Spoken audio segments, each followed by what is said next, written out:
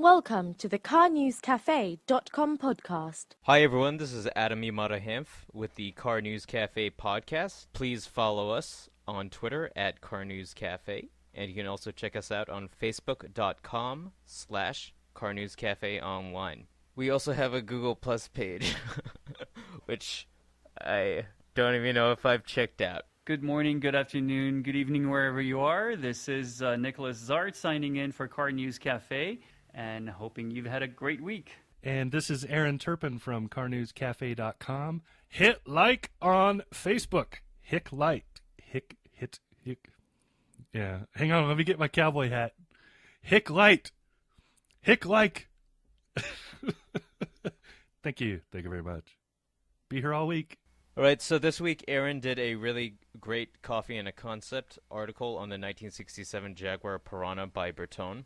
He has some nice pictures and a cool video of when the car was introduced at the 1967 London Motor Show.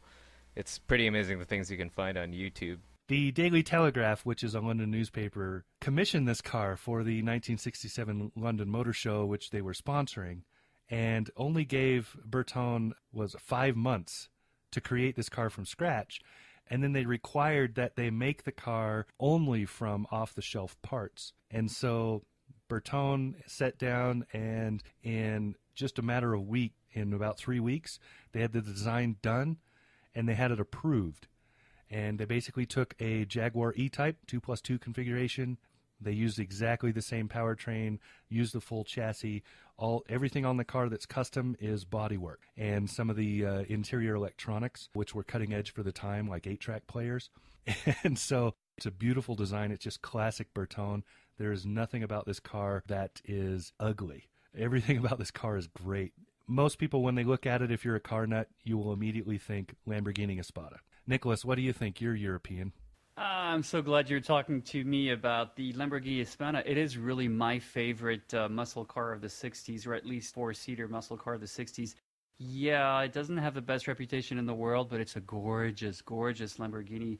4 people can travel at 200 miles an hour on those German autobahns and all day long, and the car won't let you down. And yeah, I thought it was very interesting because at first I thought you made a mistake, and I thought, well, this dumb, he doesn't know what he's talking about. This obviously is not a Lamborghini. This obviously is, well, it's not. It's really a beautiful Jaguar. Now, I was looking something over just now because Piranha was also another prototype by Bertone, and it was an Alfa Romeo prototype, but I just can't find it right now. Anyway, suffice it to say, it's a gorgeous car. I love it. One of the things that I really like about this car, and that I like about concepts of that period, is the internals when you're sitting in the driver's seat and you're looking at the dashboard, because they look like what we would equate to a flight deck. Nothing but buttons and switches and gauges and dials and nifty things to light up and make you reach over and look away from the road for any given reason.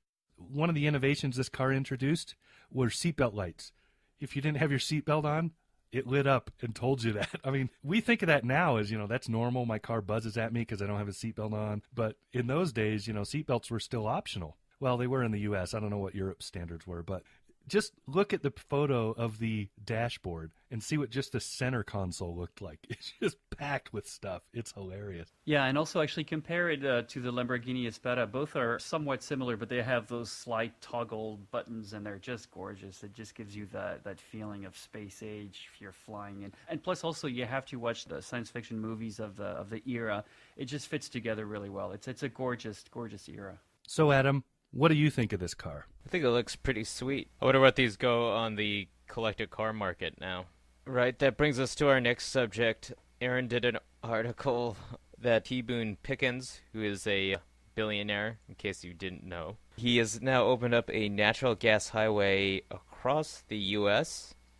to try and get the country, off of foreign oil imports. T-Boone Pickens has been pushing this for a pretty long time, if I could remember, and it seems like now he's actually kind of on his way, whereas before when he was talking about it, it was kind of just like a pipe dream, and it didn't really seem like it was going to happen, but somewhat like a step in the right direction. Pickens started the Pickens plan about 5 years ago. I believe it was the first part of July, exactly 5 years ago, actually.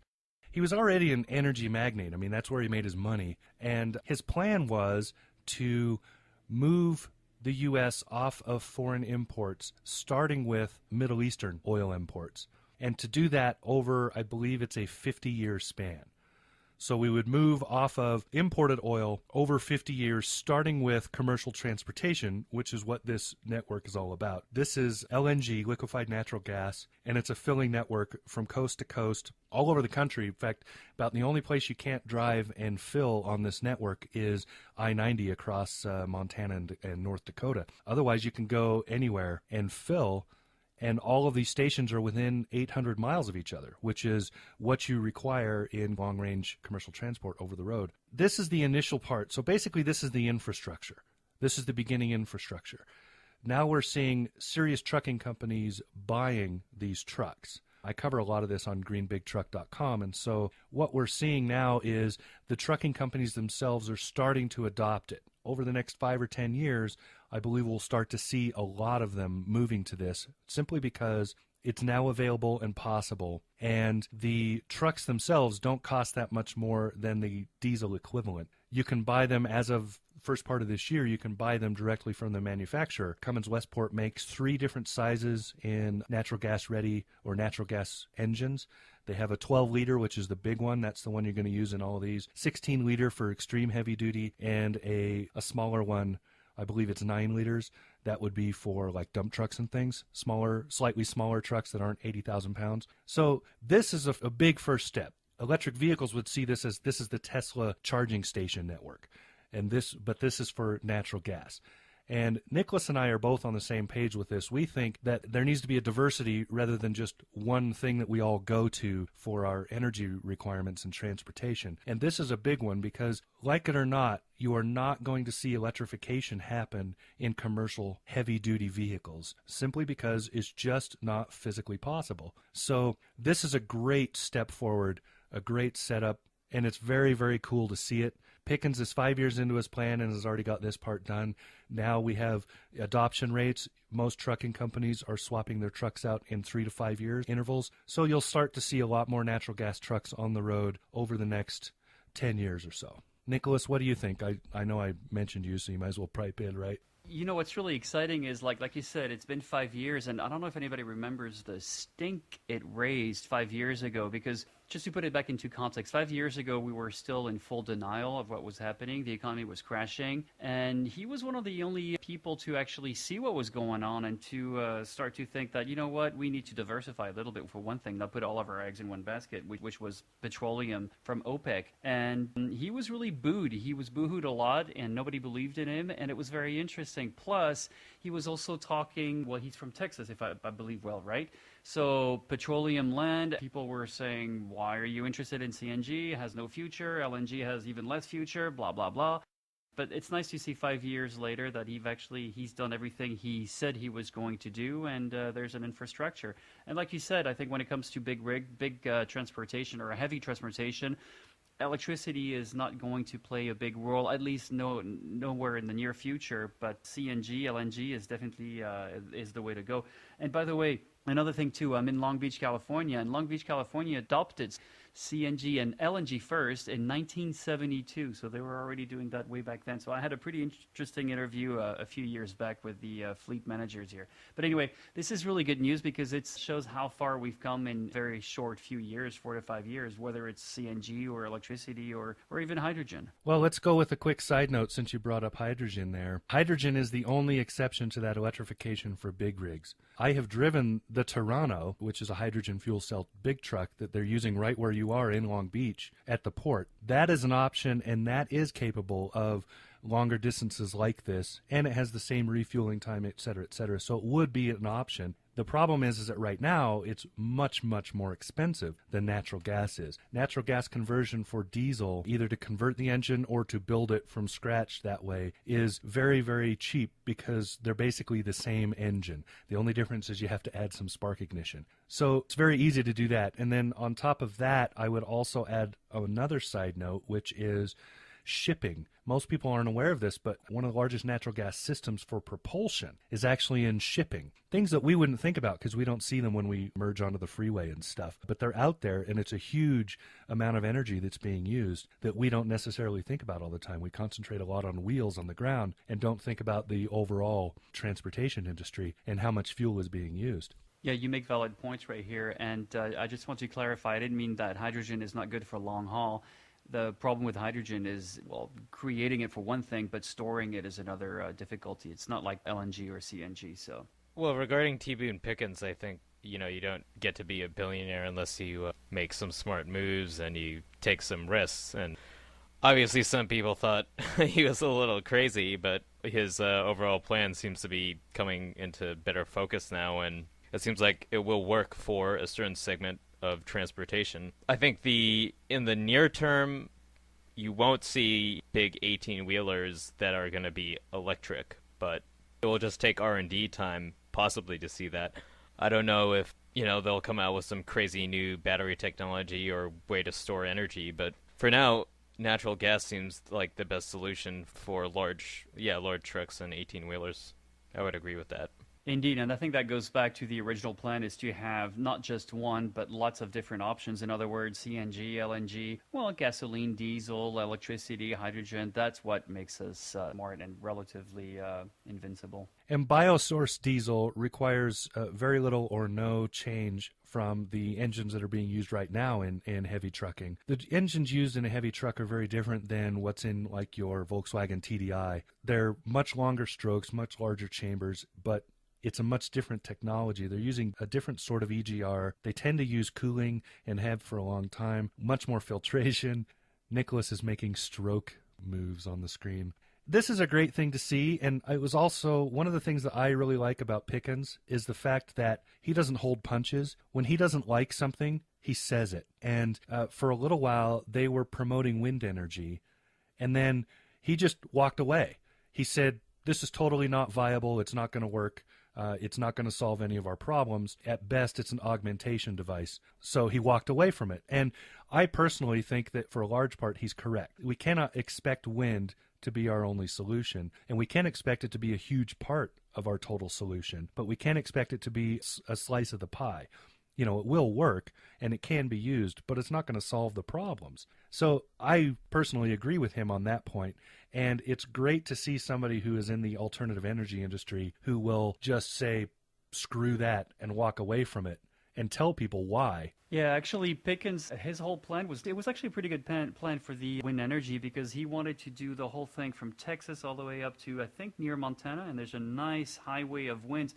The problem, again, is the wind doesn't blow all the time, for one thing. It blows mostly at night, and like you say, it's not a 100% energy solution, but it's a good solution for night, as much as, solar is great for the daytime. And obviously, anybody who lives near the coast will notice that we have waves, so put a balloon, put a floater, put an anchor, and bingo, you've got constant energy there. So all of those things all together, they play a part. Pickens' argument was that it didn't deliver, and that's why it wasn't worth it. And he's right on that. You have a 1 megawatt unit, it might put out at best half of that. The corridor you're talking about, I live right in the middle of it. It's the purple corridor in the industry. So if you're looking at a USGS wind map, it's the big purple swath that goes right up the middle of the country here. I literally live right in the middle of that thing. And obviously, you know that how Aaron is long-winded, right? At least I'm not in Congress and full of hot air. You want to solve the world's CO2 problem? Shut down Washington, D.C. Badow!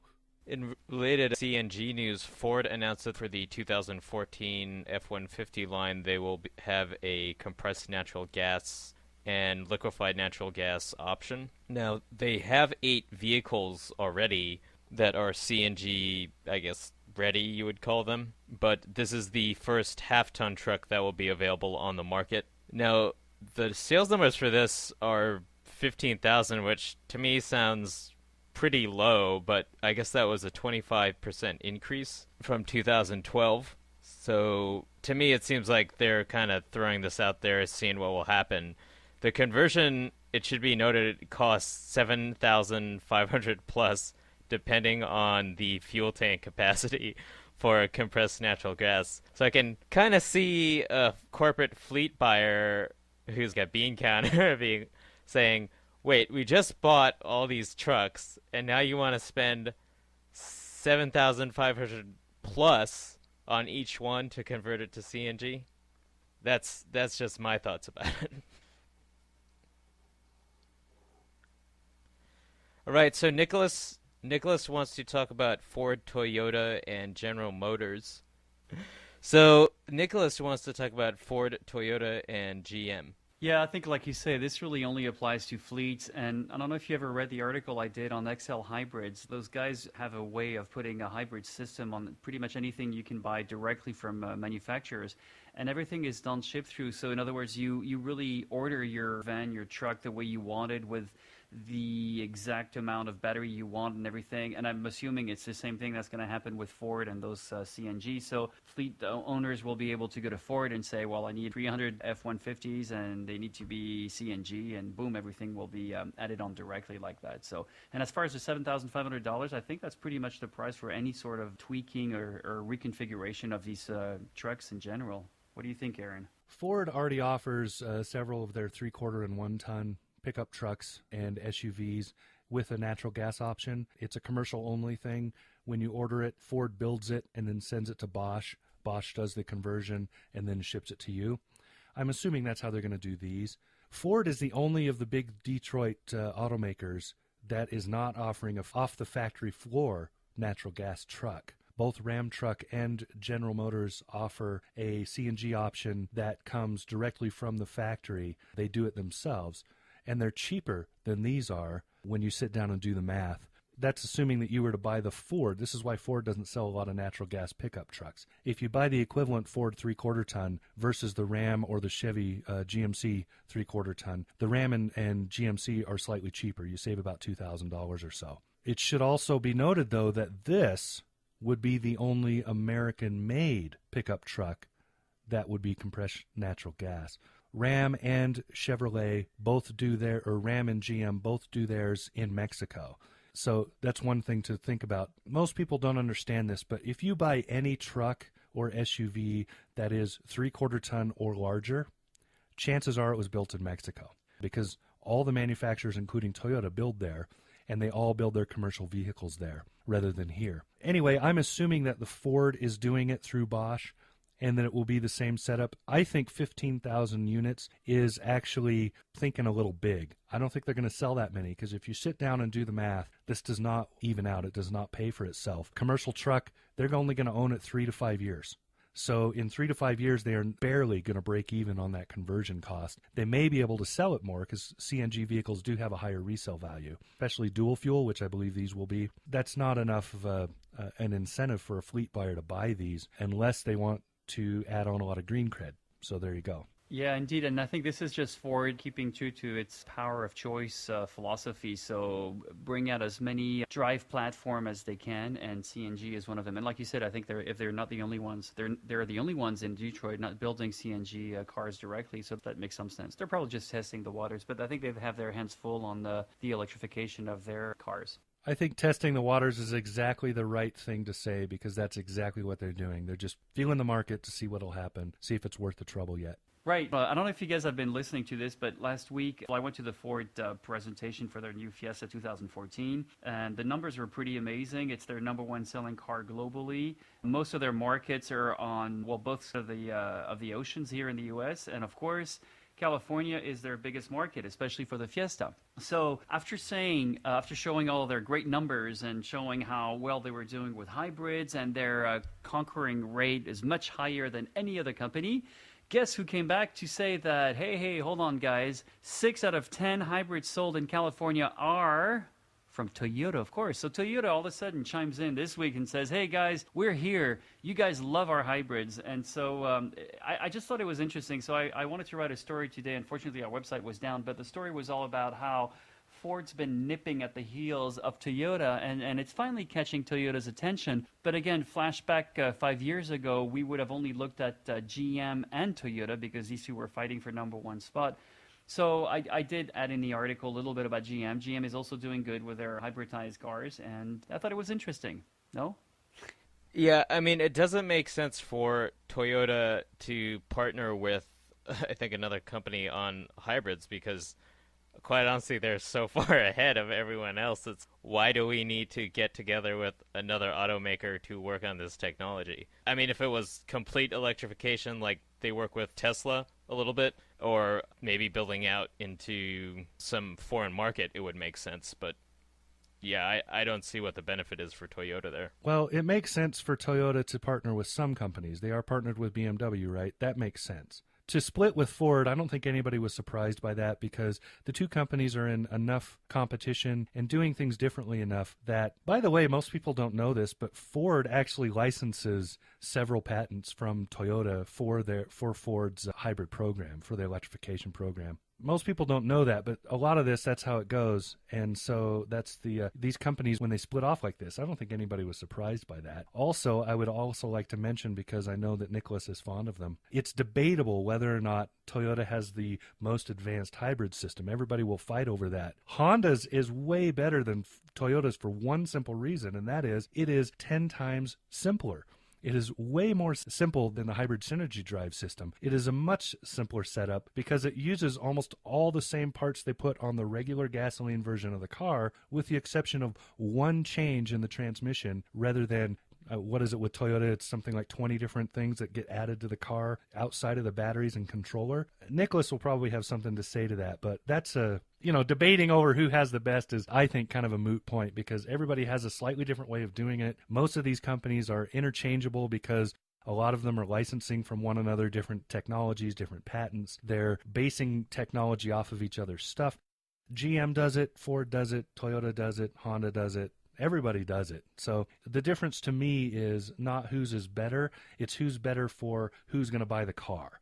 Nicolas, I know you have something to say. I can see you over there. You're chomping at the bit. It's very interesting what Adam said because, I mean, we all know that there's no such thing as the better technology and everything, but it does show how far Toyota's PR and marketing really works, and it works really well because when you think of hybrids, you automatically think of Toyota. So what's the next thought? Well, Toyota does it better. Well, there's no such thing as better. And like Aaron said, you're right. Honda makes a really good simplified version for a hybrid, and all it is just a bigger startup motor that you put on the transmission, more or less, in a nutshell, right? As far as the feel, I have to disagree. I feel that Ford hybrids and plug-in hybrids are a much better feel as the Toyotas, but I think, again, Toyota, at least for the past 3 to 4 years, has been focusing only on making money on that, on making the platform profitable. So it's really just a question of Toyota was the first ones, then, actually Honda was the first one. Toyota was really the first one to mass produce it and to finally turn a profit on it. So yeah, I don't think there's any big surprise there. As far as Toyota and Ford not working, boy, that's just good news. I don't think it should have been like that. I wrote an article this week that Hyundai has sold 1 million Santa Fes in the U.S. market since its introduction in, I believe, September 2000. This kind of really shows how far Hyundai, I think, has come in 13 years and competitive their cars have gotten. What I thought was interesting, though, is that John Krafsik, the president of Hyundai America, he said it was one of the first compact crossovers on the market, just behind the Toyota RAV4 and Honda CR-V. And my response to that was, well, that term didn't exist 13 years ago when they introduced it. So that was kind of a weird thing to say. Crossover is a new term over the last couple of years. So when people say, oh, well, our crossover sales have increased 200% a year, that's total BS because the term didn't exist. It's basically a new segment. It would have been called a small SUV back when it was introduced. Well, and I think if you go back and you look at history, the history of recent automotive, I think that if you're going to find out where the term crossover, I think, was probably invented by a journalist somewhere. But the first crossovers on the market as we know them were probably Subarus. They were probably the little Outbacks and Subaru wagons. I think of those as the first of the crossovers, and then they started making more SUV style. Other companies started making more SUV style to go with that. We all know station wagon and SUV are kind of considered dirty words in the automotive PR realm. You can't say that. It's bad. Yeah, well, we don't deal with PR. We deal with journalism. See, because we are journalists. We use PR to get reps to give us stuff. Exactly. No, but wait, I'm just wasn't pointing this out. SUV supposed to be a big platform, more like a pickup truck, and crossover was supposed to be a car platform, or was this just something to sell more cars and make sure people would buy them? Well, it was to try to fill a little bit of a market. An SUV was basically a truck with more seats and no bed. And then when crossovers were introduced, they were basically a unibody rather than a truck-based setup. And so they were car-based. And then now that everything's sort of evolved, and so I think the only real difference is what the company's marketing team wants to call it, because Ford insists on calling the Escape an SUV, not a crossover, when everybody who looks at it says it's a crossover. So now I think it's just verbiage. It's just, it's just loose definitions out of Webster's. Use it however you feel. It's a matter of what segment they want to fall in. That's what it is. And what are your thoughts about the 2014 Subaru Forester, Aaron? Would you categorize that as a crossover or small SUV or wagon? I would call it a crossover SUV. It's a car-based chassis. It's capable off-road, but it's not a Jeep Rubicon. It's not a Range Rover. It's not any of those things that are real off-roaders. In fact, when I get this Nissan Frontier next week, that is a full-on off-road capable machine, and it's a truck, right? And I would say that the Forester is not. The Forester is a crossover. You could call it a small SUV because I think crossover and small SUV are the same damn thing. But I've consistently called it a crossover SUV. The Forester is, unlike most of the others, is actually off-road capable. Most of the other SUVs out there, or crossovers and SUVs that are out there, are not. They can do a dirt trail, but they cannot bounce off a rock. They cannot go down a heavy incline. They're not going to climb a mountain. They're not going to do those things. Forester can do a lot of that, but not nearly to the, like I said, to the point where it becomes like a Jeep or a Rover or something. As for the Nissan Frontier, since I already mentioned it, I'm getting one of those next week. I'll have it for a week. It's the Pro 4X, and I've driven them several times, and I can tell you off the factory floor, until you move into those expensive nameplates like Rubicon and Rover, this is the most capable off-roader you can buy off the factory floor. And the Xterra, which is exactly the same thing, only as an SUV, is the same. They are extremely capable off-road machines for everything, all the way to technical hardcore stuff. So I'm really going to enjoy it, and I'm going to make sure to get lots of good shots of attempting to fall off of rocks with the thing. Good Sounds thing like this fun. comes out after I get the truck. Nicolas will also be test driving a Ford Fusion Energy, right? Or you currently have it? Yeah, indeed. I received a beautiful Ford Fusion Energy Gray, and on Wednesday I've been driving it for about 2 days now. And I like it, and put it this way, I've been waiting for it for a long time. I drove the original hybrid, what was it, about 3 years ago, or it was in 2008. So I've always liked the Fusion. Now, this is a new platform for the Fusion. It's slightly heavier. It's not the same thing as the Mondeo platform, but it's the Energy, so the plug-in hybrid. And I like it. I've taken it on highways. I've done a lot of small little commute with it. And truly, it's the car you can drive on electricity to go back and forth work. It's got a 20-mile, more or less 20 miles on electricity alone range, and it's a lot of fun. Actually, here's a good question. What does your wife think about it? Adam is obsessed with Nicholas's wife. Has anybody noticed this, or is it just me? It's an important question. If your spouse does not like the car you're driving, you're not going to get it. It is a very valid question. Now, since Adam really wants to hear about my wife, yes, Virginia likes the C-Max better for two reasons. She doesn't like big cars, so for her, if the Fusion is a big car, it's bigger than the first Fusion that came out. It was bigger than the Mondeo platform, but it's very comfortable. It will seat 4 to 5 people easily, and I think it's got that elegance kind of look. For under $40,000, you get a really sleek sedan, and it has a little electric drivetrain in it. I like it. But anyway, this is only day 2 of 7 days, and I'll tell you more about it later. I would probably prefer the Ford Fusion just because it's a lot prettier. I've seen a few Ford Fusions going around, and I was like, wow, I mean, for a mid-sized sedan, I mean, it has some nice styling. I'll say one thing. Strangely enough, I also like the Fusion better because I think the hints are just perfect and it's beautiful. That new grille is gorgeous. However, the C-Max drives a little bit better. It's a little bit more energetic and zippier, but it's a smaller car. It's going up against the Prius, so totally different types of cars. But I think both of these cars are really great cars, and it shows again the new side of Ford. I stepped into this car and I thought, I'm sure I could give this car to anybody, mask everything that says Ford on it, and nobody would even know that it would be Ford. So it's a great car, and it shows how far the company's come along. I am a big fan of the Ford Fusion. Personally, I'm with Nicolas on this. I think that the Ford Fusion is very easily the best-looking midsize sedan. I think the Mazda 6 gives it a run for its money, and Nissan has started to step up to the plate, but I think I still have to give it to Ford, by far the best looking. It'll be interesting to see if Toyota does anything with the Camry, which is the best-selling midsize right now. It will be very interesting to see if they do anything, because right now, Ford, I think, is number 4 or 5 in line in sales numbers. It's the Camry, then the Altima, and then I believe is it Hyundai? I think it's the Hyundai Elantra that's next. So it'll be interesting to see how those things shift, how they change. I expect to see Mazda grow, and I expect to see the Mazda 6 specifically to grow, and I expect to see the Fusion gain a lot of market share just because they're much prettier.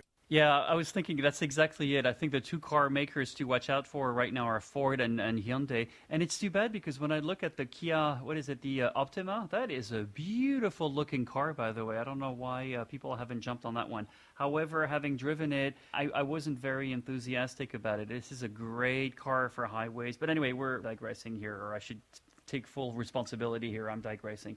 I think, yeah, definitely the Fusion is going to take away a lot of market shares from other car makers. And as far as Toyota redesigning their Camry, I don't think that's going to happen just yet because aren't they just redesigning their Corolla right now? I believe it's the Corolla, and also I believe they said something about changing the Prius, which will be a big deal because they haven't changed that car in 10 years. The Camry, I believe, that's their flagship. So I expect to see them change that, but I don't know when they're going to do it. I don't know what the cycle is on it offhand. Nicholas did a really good interview with Richard Hatfield, who is the founder of Lightning Motorcycles. I don't know if we've mentioned that before, but you guys should check out that review if you haven't. Yeah, I was very lucky. I finally got a chance to catch up with Steve Wickham, who I met at Pikes Peak, and he's the guy who's in charge of racing that little electric Toyota racer.